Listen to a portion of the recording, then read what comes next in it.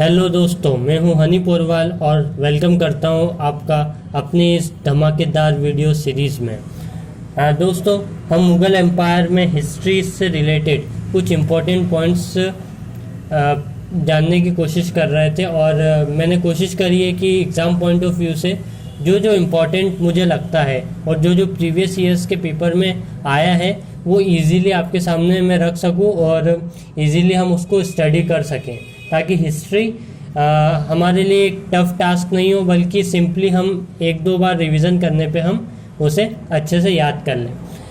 दोस्तों, आप लोग लाइक, कमेंट और सब्सक्राइब नहीं कर रहे हैं, प्लीज़ करिए ताकि मुझे भी वीडियो बनाने में अच्छा लगे। और इसी के साथ हम शुरू करते हैं। उम्मीद है कि आप आखिरी तक ये वीडियो देखेंगे। तो अभी तक हमने मुग़ल एम्पायर की शुरुआत करी थी। मुग़ल एम्पायर में हमने बाबर के बारे में पढ़ा था, है ना। बाबर के बाद कौन था? बाजी सब में बाबर के बाद था हुमायूं। तो हुमायूं ने कब से कब तक राज किया था?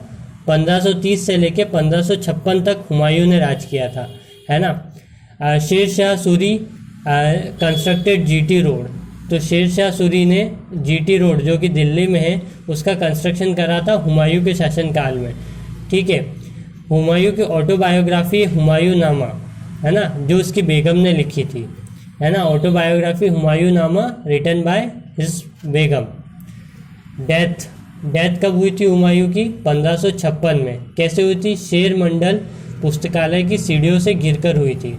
दोस्तों, मैं इसमें आपको एक बात बताना चाहता हूँ कि ये बाबर के बाद हुमायूं के पास राजपाट आ गया था, लेकिन सेकेंड बैटल ऑफ पानीपत में हुमायूं शेर शाह सूरी से हार गया था। तो शेर शाह सूरी ने इसको एक्वायर कर लिया था, इनका जो साम्राज्य था। इसके बाद फिर हुमायूं ने वापस से जो है आक्रमण करा शेर शाह सूरी पर और वापस से अपना राजपाट वापस लिया। लेकिन एक दो साल के बाद ही ये इस शेर मंडल पुस्तकालय की सीढ़ियों से गिरकर मर गया था। इसके बाद वापस शेर शाह सूरी ने कब्जा जमा लिया था। इसके बाद आते हैं अकबर। अकबर ने क्या कब से कब तक राज किया था? 1556 से लेकर 1556 से लेकर 1605 तक। ठीक है। बर्थ कब हुआ था अकबर का? 1542 1542 में अमरकोट पाकिस्तान में। और 1556 में अकबर ने सेकेंड बैटल ऑफ पानीपत लड़ा था। किससे? अकबर और हेमू के बीच में हुआ था। मैंने आपको बताया था कि सिकंदर सूरी, जो ये सूरी था, इसने आक्रमण करा था, राजपाट ले लिया था, इसलिए अकबर और हेमू के बीच में सेकेंड बैटल ऑफ पानीपत हुआ था। हेमू कौन था? सिकंदर सूरी का सेनापति था। ठीक है। फिर अकबर का शासनकाल जो है वो golden era of Hindi literature माना जाता है। एक धर्म बनाया था अकबर ने जिसको बोलते हैं दीन ए इलाही। सो इस दीन ए इलाही धर्म की स्थापना अकबर ने की थी। अकबर के 9 रतन हैं। अकबर के जो दरबार था उसमें 9 रतन थे। 9 रतन मतलब अलग अलग जो डिपार्टमेंट थे वो बांट रखे थे। जैसे फाइनेंस किसी और के पास, एडमिनिस्ट्रेशन किसी और के पास, दरबार का कामकाज किसी और के पास। ऐसे 9 अलग अलग बहुत ही फेमस जो पर्सनालिटी थी उनके बीच में डिपार्टमेंट डिस्ट्रीब्यूट कर रखा था। ठीक है। इसके बाद तानसेन का मकबरा। तानसेन का मकबरा कहाँ है? ग्वालियर में। ठीक है। अकबरनामा किसने लिखा था? अबुल फैजल ने लिखा था। अब इसके लिए हम एक ट्रिक बता देते हैं आपको। अकबरनामा किसने लिखा था? अबुल फैजल ने। ठीक है। तो इसकी जो ट्रिक है, सबका बदला लेगा रे तेरा अबुल फैजल। ठीक है। ऐसे हम इसको याद कर सकते। तो अकबरनामा किसने लिखा? अबुल फैजल ने। ठीक है। इसके बाद कौन आता है? इसके बाद आता है जहांगीर। ठीक है। जहांगीर को हम क्या बोलते हैं? जहांगीर को हम बोलते हैं सलीम। जहांगीर का जो निक नेम था और दूसरा जो नाम था वो क्या था? सलीम। सलीम ने कब से कब तक राज किया? मतलब जहांगीर ने 1605 से लेके 1627 तक। 1619 में 3 अंग्रेज आए थे जहांगीर के शासनकाल में, वेरी इंपॉर्टेंट, जिसमें एक था विलियम हॉकिंस। यहाँ पे लिखा नहीं है लेकिन ये विलियम हॉकिंस का क्वेश्चन एग्जाम में आता है। जहांगीर विलियम हॉकिंस किसके शासनकाल में आया था? तो 1619 में जहांगीर यानी सलीम के शासनकाल में आया था। इसकी क्वीन कौन थी? इसकी क्वीन थी नूरजहाँ, जिसको मेहरुनिसा भी कहते हैं, मेहरुनिसा या नूरजहाँ। इसके जो शासनकाल है इसको क्या बोलते हैं? Golden era of art and culture, चित्रकारिता, आर्ट और कल्चर बहुत हुआ था इसके शासनकाल में, इसलिए इसको golden era of art and culture कहते हैं। जो फेमस पेंटर था, चित्रकार जो था, वो कौन था? अदुल हजल, अदुल हजल। और इनके इसमें जो लैंग्वेज चलती थी वो अरबी नहीं चलती थी, कौन सी चलती थी? फारसी चलती थी। ये इंपॉर्टेंट क्वेश्चन है, आता है एग्जाम में। इसके बाद जहांगीर के बाद आया कौन? शाहजहाँ। शाहजहाँ को हम खुर्रम भी बोलते हैं, खुर्रम या शाहजहाँ। 1627 से लेके 1657, 1627 टू 1657 तक इसने राज किया। इसने बहुत सारे मोनूमेंट यानी किले जो हैं, बहुत सारे हिस्टोरिकल बिल्डिंग्स बनाई, और जिसमें बहुत सारी फेमस बिल्डिंग्स हैं, जैसे लाल किला, रेड फोर्ट दिल्ली, जामा मस्जिद दिल्ली, मयूर सिंहासन, मयूर सिंहासन भी बनाया था इसने, जिसका कलाकार कौन था? बादल शाह। ये सारे इंपॉर्टेंट क्वेश्चन है, हर एसएससी एग्जाम्स में आ चुके हैं सब। मयूर सिंहासन किसने बनाया था? बादल खान ने। ताजमहल, ताजमहल का कलाकार कौन था? अहमद लाहौरी। ये आया है क्वेश्चन एसएससी में, अहमद लाहौरी कलाकार ताजमहल। ऐसा माना जाता है कि अहमद लाहौरी ने ताजमहल बनाया था, फिर शाहजहाँ ने इसके दोनों हाथ काट दिए थे ताकि ये वापस से ऐसा खूबसूरत मोनूमेंट नहीं बना सके। तो अहमद लाहौरी बहुत इंपॉर्टेंट है। मयूर सिंहासन, मयूर सिंहासन पर आखिरी बार कौन बैठा था? रंगीला बैठा था। रंगीला एक छोटा सा नाम है, उनका बहुत बड़ा नाम है, लेकिन एग्जाम पॉइंट ऑफ व्यू से हम रंगीला, यदि हमें ऑप्शन में दिखा मयूर सिंहासन से रिलेटेड, तो हम उस पर टिक कर सकते हैं। ठीक है।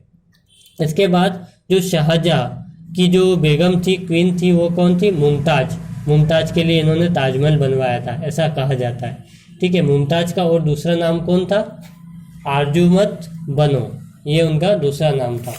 ठीक है। इसके बाद कौन आते हैं? औरंगज़ेब। ठीक है। औरंगज़ेब कब से कब तक थे? 1657 से लेके 1707 तक, 1657 से लेके 1707 तक। औरंगजेब को आलमगीर भी कहते हैं। इसने सबसे ज़्यादा डिस्ट्रक्शन किया था औरंगजेब ने।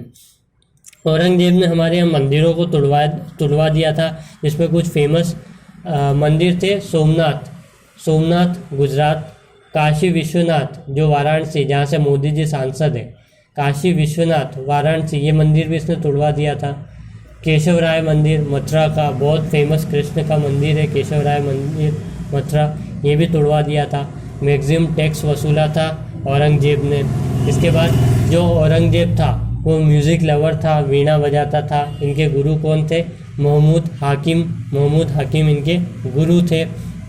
इनको आलमगीर भी कहा जाता है। जो औरंगजेब थे इनको क्या कहा जाता है? आलमगीर या फिर जिंदा पीर। ठीक है।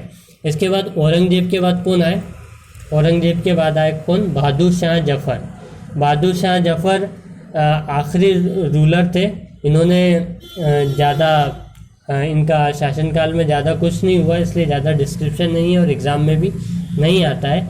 लेकिन एक बात मैं बताना चाहता हूँ बहादुर शाह जफ़र के बारे में, कि बहादुर शाह जफ़र जो थे उन्हें 1857 का जो रिवॉल्ट हुआ था, जो विद्रोह हुआ था, उसका नेता माना जाता है ना। इन्होंने दिल्ली में रहकर उसकी पूरी लीडरशिप करी थी बहादुर शाह जफ़र ने, बहादुर शाह जफ़र सेकंड ने।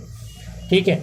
और बर्मा में इनको डाल दिया था अंग्रेज़ों ने, जहाँ इनकी मौत हो गई थी, बहादुर शाह जफ़र सेकंड की। यूरोप। इसके बाद जो आए कौन? इसके बाद हम थोड़ा सा पीछे जाके इम्पोर्टेंट जो एग्ज़ाम पॉइंट ऑफ व्यू से वो देख लेते हैं, 2-3 पॉइंट। इसके बाद हम नेक्स्ट वीडियो में और डिटेल में कवर करेंगे। तो जो यूरोपियंस थे वो इंडिया में वो कैसे आए? तो सबसे पहले जो अंग्रेज़ थे, ब्रिटिश थे, उसके पहले भी कौन आया था? पुर्तगीज़ आए थे। पुर्तगीज़ में कौन?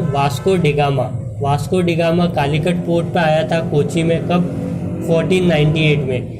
ईयर के साथ, नाम के साथ, कहाँ पे आया था, कौन आया था, ये सब एग्ज़ाम में पूछा जाता है, स्पेशली एसएससी और रेलवे में, है ना। अभी हम स्ट्रगल कर रहे हैं एसएससी और रेलवे के लिए, तो अपनी प्रिपरेशन अच्छे से कर लीजिए ताकि जब एग्ज़ाम हो तब ये नहीं हो कि हमारा कट ऑफ नहीं निकला।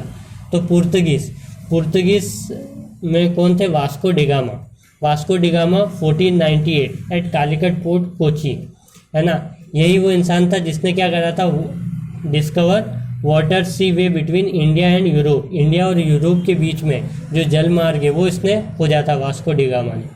ठीक है, एक इम्पॉर्टेंट पॉइंट यहाँ पे जो लिखा हुआ है कि इंडिया को फ्रीडम मिली थी 1947 में। 1947 में हम आज़ाद हो गए थे, लेकिन गोवा आज़ाद नहीं हुआ था। गोवा को फ्रीडम कब मिली थी? 1961 में, क्योंकि वहाँ पे अलग लोग राज करते थे। वो जो थे वो पुर्तगीज थे, जिन्होंने 1961 में गोवा को फ्रीडम दी थी, और 1961 के बाद ये हमारे कंट्री में ऐड हुआ था। तो दोस्तों, आई होप मैंने अच्छे से अपनी तरफ से पूरी कोशिश करके एक्सप्लेनेशन दिया है आपको। आपके सामने इम्पोर्टेंट पॉइंट्स भी रख रहा हूँ, और उम्मीद है आपको मेरा ये वीडियो अच्छा लगेगा। मेरा वे ऑफ एक्सप्लेनेशन, मेरा जो नॉलेज है, जो नोट्स है एग्ज़ाम पॉइंट ऑफ व्यू से, काफ़ी अच्छे लगेंगे। एक आपसे पर्सनल रिक्वेस्ट ये है मेरी कि प्लीज़ प्लीज़ प्लीज़ इस वीडियो को ऐसे लोगों के साथ शेयर करें जिन्हें इसकी ज़रूरत है, जो इस वीडियो से अपने नोट्स बना सकें और जीके को आसान बना सकें। और प्लीज़ ये वीडियो आखिरी तक देखा कीजिए, और please like, comment, share and subscribe. Thank you so much. I hope you enjoyed it. Thank you.